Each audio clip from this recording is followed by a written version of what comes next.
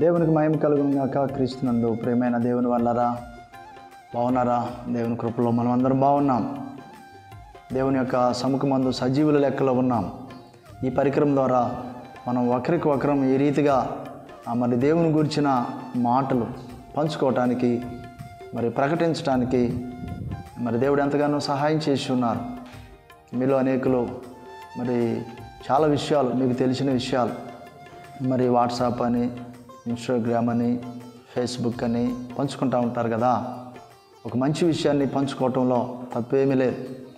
కనుక ఆ దేవుడు మాకిచ్చిన ఈ భారాన్ని బట్టి మీతో దేవుని మాటని పంచుకోవటానికి ఈ రోజున దేవుడు మరొకసారి మాకు అవకాశాన్ని ఇచ్చున్నారు.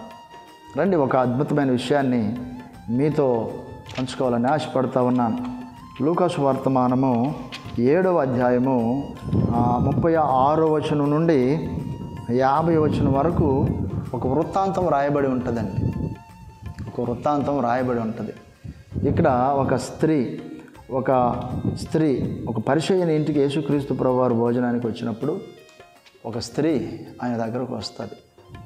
ఆయన దగ్గరకు వచ్చి ఆయన పాదాలు కన్నీళ్లతో కడిగి తన వెంట్రుకలు తుడిచి ఆ పాదాలను ముద్దు పెట్టుకుంటూ ఆ రీతిగా ఆయన్ని సమీపించున్నది.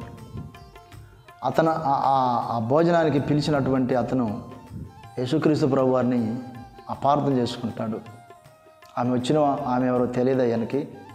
ఎందుకు ఆమెను దగ్గరికి రానిచ్చాడు, ఎందుకు ఆయనని ముట్టనిస్తా ఉన్నాడు అని చెప్పి అతనికి అనుమానం వస్తుంది. యేసుక్రీస్తు ప్రభువారికి అందరూ తెలుసండి. అవును, అందరూ తెలుసు. వారి యొక్క జీవిత అలవాట్ల గురించి తెలుసు, వారి యొక్క జీవన వృత్తిని గురించి తెలుసు, వారి యొక్క ఆలోచనలు తెలుసు, అన్నీ తెలుసు. ప్రియమైన దేవుని వల్లరా ఆ స్త్రీ దేవుని పాదాలు కన్నీళ్లతో తడిపి తల వెంట్రుకలతో తుడిచి అత్తరు రాస్తూ ఉన్నప్పుడు దేవుడు ఎంతగానో సంతోషించాడు. అంటే పశ్చాత్తాపం కలుగుతూ ఉంది ఆమెకు. పరిశుద్ధుడైన దేవుడు నన్ను ఎంతగా ప్రేమించున్నాడా అనే పశ్చాత్తాపం కలుగుతూ ఉంది. దేవుని పరస్పర ప్రేమ, దేవుడు మనల్ని ఎంతగానో ప్రేమించున్నాడని అర్థం చేసుకొనుటయే స్పందించటం. కొంతమంది ఎంత చెప్పినా కానీ స్పందన లేకుండా ఉంటారు కదా. ప్రేమించినాడంట, ఏదోలే లేదు. ప్రాణం పెట్టిన దేవునికి కృతజ్ఞురాలువై ఉండుట ఎంత గొప్ప భాగ్యం, ఎంత గొప్ప ధన్యత, ఎంత గొప్ప ఉన్నతమైన స్థితి కలిగి ఉన్నదో తెలిసిన దేవుడు ఎంతో మంచివారు. నీ స్థితి తెలుసు ఆయనకు.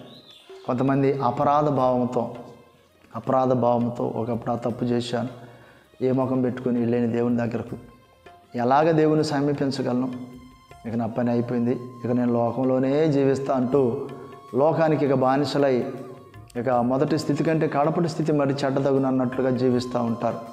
ప్రేమైన వాళ్ళరా, ఏదో జరిగింది, మొత్తం మీద తొందరపడి ఉన్నావు, దేవుని ప్రేమను అర్థం చేసుకోలేదు, పశ్చాత్తాపడి పేతురులాగా నిజమే ప్రభువా, నా వల్ల పొరపాటు జరిగింది, నీవు మంచివారు అని ఒప్పుకొని విడిచిపెట్టి దేవుని యొక్క కనికరమును, ప్రేమను అనుభవించమని దేవుని యొక్క వాక్యం సెలవిస్తూ ఉంది.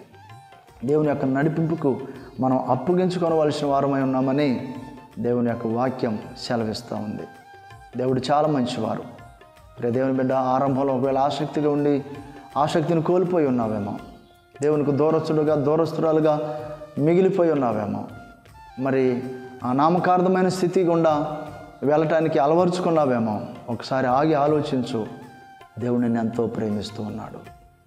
ఈ దినాలలో దేవుడు నిన్ను ఎంతో ప్రేమిస్తూ ఈ మాటలను నీ దగ్గరకు తీసుకుని వస్తున్నాడు. నీ పరిస్థితిని మార్చాలని, నిన్ను స్వస్థపరచాలని, నీకు విడుదలనివ్వాలని, నీకు ఆరోగ్యమునివ్వాలని దేవుడు నిన్ను ఎంతో ఇష్టపడుతున్నాడు. దేవుడు నిన్ను ఎంతో ప్రేమిస్తున్నాడు. ఈ మాట సత్యం. ఈ మాట నీ వినికిడిలో భద్రపరిచి ఆశీర్వదించునుగాక. ఆమేన్, ఆమేన్. మన తండ్రి అయిన దేవుని ప్రేమ, మన రక్షకుడు యేసుక్రీస్తు ప్రభువారి కృప, పరిశుద్ధాత్మ దేవుని సన్నిధి సహవాసం చేరువన మనకందరికి దేశంలో సకల పరిశుద్ధులు సదాకాలము తోడై ఉండి నడిపించునుగాక. Amen, amen. God bless you.